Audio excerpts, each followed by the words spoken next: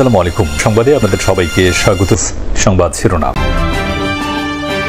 ঝালকাঠির স্কুলগুলোতে 5 বছর ধরে অচল পড়ে আছে শিক্ষক হাজিরার বায়োমেট্রিক মেশিন। ভোলার মনপুরায় শিক্ষক সংকটে ব্যাহত প্রাথমিক বিদ্যালয়ে পাঠদান।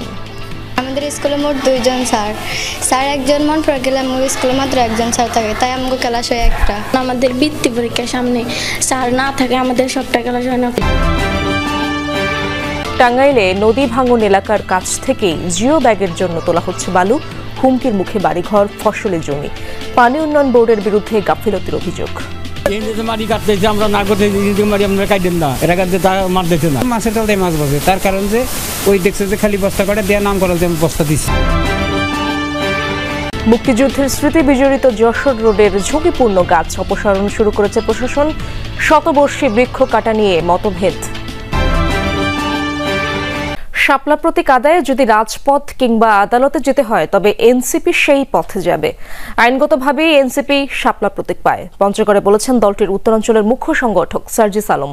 দুপুরে সদরের হাফিজাবাদ ইউনিয়নে দুর্গা মন্দির পরিদর্শন করেন তিনি। এ সময় সার্জিস আরও বলেন, ভারতীয় মিডিয়াগুলো প্রোপাগান্ডা সেল তৈরি করে গুজব ছড়িয়ে দেশে অস্থিতিশীল পরিবেশ সৃষ্টি করতে চাইছে।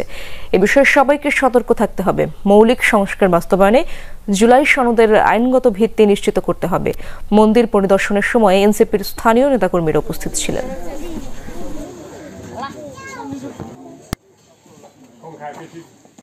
আমাদের শাপলা পাওয়ার সাথে নির্বাচন পিছানোর আগানোর কোনো সম্পর্ক নেই।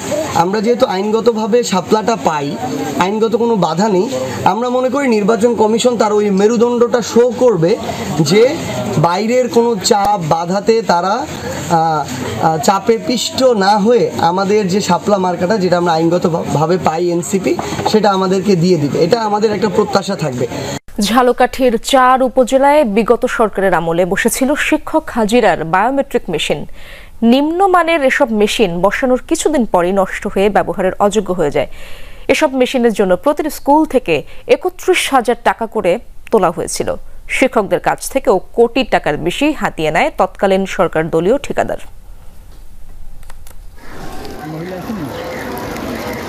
ঝালকাঠি সদরের উদ্বোধন সরকারি প্রাথমিক বিদ্যালয়। ভেতরে ঢুকলেই চোখে পড়ে অচল একটি মেশিন। একই চিত্র সৈয়দুন্নেসা সরকারি প্রাথমিক বিদ্যালয়েরও। সদর ছাড়িয়ে রাজাপুর, কাঁঠালিয়া ও নলছিটি উপজেলার সরকারি প্রতিষ্ঠানগুলোর চিত্র একই। শিক্ষকেরা জানান 2019 সালে স্থাপনের পর মাত্র 1 মাস সচল ছিল মেশিনগুলো। সে সময় প্রকল্পের দায়িত্ব ছিল আওয়ামী লীগ সরকার দলীয় ঠিকাদারদের হাতে। এই যে 31,500 টাকার মতো আমাদের যে খরচ হয়েছে, এই 31,500 টাকা যদি আমরা শিক্ষার্থীদের অন্যান্য পারপাসে আমরা ব্যয় করতে পারতাম, তাহলে সরকারেরও সেদিক থেকে লাভবান হতো, আমরা স্কুল লাভবান হতাম। কিছুদিন চলমান থাকার পরে জানি না কি কারণে এটা অচল হয়ে যায়। কেন্দ্র থেকে যেখান থেকে পরিচালনা করার কথা ছিল, যতটা জানতে পারি যে সেখান থেকে তদারকি কিংবা সঠিক পরিচালনা এটার হচ্ছিল না। প্রতিষ্ঠান প্রধানদের অভিযোগ, হাজার দশকের একটি বায়োমেট্রিক মেশিনের বিপরীতে উত্তোলন করা হয়েছে 31,000 কোটি টাকা। জেলার 375 স্কুল থেকে কোটি টাকারও বেশি হাতিয়ে নেওয়ার অভিযোগ করেছেন প্রধান শিক্ষকেরা। তৎকালীন সরকার দলীয় একটি মহল একটি বাজে কোম্পানি, একটা নিম্নমানের কোম্পানির ডিজিটাল হাজিরা মেশিন বাধ্যতামূলকভাবে বিভিন্ন স্কুলে চাপিয়ে দেয় এবং প্রায় 31,000 টাকা করে তাদের কাছ থেকে গ্রহণ করে। এই অনিয়মের সত্যতা স্বীকার করলেন জেলা শিক্ষা কর্মকর্তা। জড়িতদের চিহ্নিত করে ব্যবস্থা নেওয়ার আশ্বাসও দিলেন তিনি। সরবরাহ লগ্ন থেকেই কোনোটা 2 দিন চলছে, কোনোটা থেকেই আপনার একদম অকেজ অবস্থায় আছে। স্কুলে গেলে এগুলার বা উপজেলায় গেলে নথিপত্র পাওয়া যাবে না, সাথে সাথে হইলে তখন তদন্ত করলে আসলে অনেক কিছু বের হয়ে আসতো। আর এগুলো যারা এদের সাথে জড়িত, যারা এই কাজগুলো নিম্নমানের সরবরাহ করছে, তাদের বিরুদ্ধে তদন্ত করে আইনানুগ ব্যবস্থা নেওয়া উচিত। 15,000 মানুষের বসবাস দ্বীপ জেলা ভোলার বিচ্ছিন্ন জনপদ কলাতলী ইউনিয়নে। যোগাযোগ ব্যবস্থা দুর্বল হলেও জ্ঞানের আলো ছড়াতে রয়েছে 4টি স্কুল। কিন্তু শিক্ষক সংকটে যেন মুখ থুবড়ে পড়তে চলেছে সেখানকার শিক্ষা কার্যক্রম। 550 ছাত্রছাত্রীর জন্য গোটা ইউনিয়নে শিক্ষক রয়েছেন মাত্র 11 জন। দেশের বৃহত্তম দ্বীপ জেলা ভোলা, মেঘনা ও তেঁতুলিয়া বেষ্টিত এই কুইন আইল্যান্ড অফ বাংলাদেশ। ভোলা সদর থেকে প্রায় 60 কিলোমিটার দূরে মনপুরা উপজেলা। সড়ক পথে যেখানে যাওয়ার উপায় নেই, স্পিডবোট, ট্রলার, লঞ্চ বা সি ট্রাকই ভরসা। সেই মনপুরার আরেক বিচ্ছিন্ন জনপদ কলাতলী ইউনিয়ন। যোগাযোগ ব্যবস্থা দুর্বল হলেও সেখানে শিক্ষার আলো ছড়িয়ে দিতে গড়ে তোলা হয়েছিল 4টি সরকারি প্রাথমিক বিদ্যালয়। শিক্ষা প্রতিষ্ঠানগুলোয় 550 ছাত্রছাত্রী থাকলেও রয়েছে শিক্ষকের তীব্র সংকট। ক্লাসের জন্য বেশিরভাগ সময়ই শিক্ষকদের অপেক্ষায় কাটে শিশুদের। আমাদের স্কুলে মোট 2 জন স্যার একজন মনপুরা গেলে আমার স্কুলে মাত্র একজন স্যার থাকে, তাই আমাকে ক্লাস হয় একটা।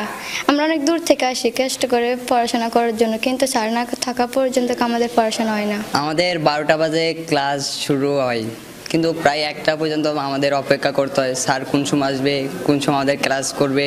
আমাদের স্কুলে অনেকেই আসে না, কারণ শিক্ষক নাই। শিক্ষকের কারণে ফলানকে যে কি করবো। আমাদের বৃত্তি পরীক্ষার সামনে স্যার না থাকে আমাদের সবটা ক্লাস হয় না। কোনোদিন 1টা, কোনোদিন 2টো, কোনোদিন 3টে এরকম করে হয়। তো আমরা ভালো রেজাল্ট কীভাবে করব? শিক্ষক সংকটে সন্তানদের ভবিষ্যৎ নিয়ে চরম দুশ্চিন্তায় বাবা মা।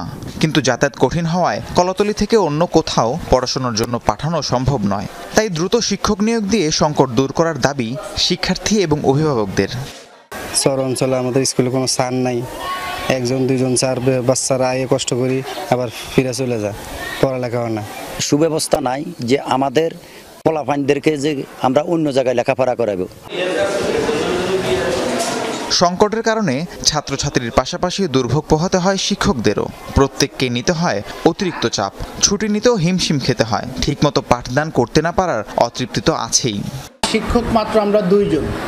এই 2 জন শিক্ষক দিয়ে আমাদের 6টা ক্লাস বা প্রতি ক্লাসে 6টা করে সাবজেক্ট মেনটেন করা সম্ভব হয় না। মাঝে মাঝে আমাদের স্কুলের সকল দায়িত্বগুলো আমরাই পালন করতে হয়, দপ্তরি কাজগুলো আমাদেরকে করা লাগে। শিক্ষক সমস্যা থাকার কারণে আমরা যে পরিমাণ পাঠদান করার কথা তা আমরা যথাযথভাবে পাঠদান করতে পারছি না। আমাদের বিদ্যালয়ে 5 জন শিক্ষক এর পদ রয়েছে, তার মধ্যে আমরা 2 জন কর্মরত আছি। যে 2 জন শিক্ষক দিয়ে আমাদের সমস্ত ক্লাস নেওয়া আমাদের পক্ষে সম্ভব হয় না। একজন প্রধান শিক্ষক না থাকাতে আমাদের সিনিয়র স্যার ভারপ্রাপ্ত প্রধান শিক্ষকের দায়িত্ব পালন করতে হয় এবং ওনাকে অনেক সময় মাসিক মিটিং সহ উপজেলা বিভিন্ন কাজে যাওয়া লাগে। তখন বিদ্যালয়ে আমাকে একাই সামলানো লাগে। সবকিছুই জানেন উপজেলা শিক্ষা কর্মকর্তা। কেন এতদিনে শিক্ষক নিয়োগ হয়নি সেই উত্তর দেওয়ার পাশাপাশি দ্রুতই সমাধানের আশ্বাসও দিলেন তিনি। শিক্ষক স্বল্পতা রয়েছে, তো আমাদের উদ্যোগ বা আমরা উদ্বোধন কর্তৃপক্ষকে জানিয়েছি যে আমাদের নতুন নিয়োগে সর্বোচ্চ অগ্রাধিকার দিয়ে যাতে কলাতলী থেকে আগে শিক্ষক এখানে দেওয়া হয়। তাছাড়া আমরা ডেপুটেশনের জন্য আমরা লিখেছি। মনপুরা থেকে কলাতলী যাওয়ার একমাত্র মাধ্যম ট্রলার। এই ইউনিয়নে প্রায় 15,000 মানুষ বসবাস করেন। নরসিংদীর আলোকবালিতে 3 হত্যাকাণ্ডের প্রতিবাদ ও জড়িতদের শাস্তির দাবিতে মানববন্ধন করেছেন এলাকাবাসী। দুপুরে প্রেস ক্লাবের সামনে আলোকবালি ইউনিয়ন সচেতন নাগরিক ফোরামের উদ্যোগে কর্মসূচি পালিত হয়। বক্তারা বলেন, আধিপত্য বিস্তার নিয়ে হওয়া সহিংসতায় এরই মধ্যে 3 জন নিহত হয়েছেন।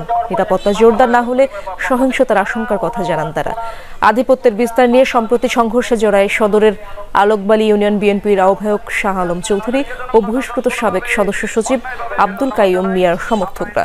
দফায় দফায় সংঘর্ষ ও হামলায় এখন পর্যন্ত 3 জনের মৃত্যু হয়েছে, গ্রেপ্তার হয়েছে 4 জন।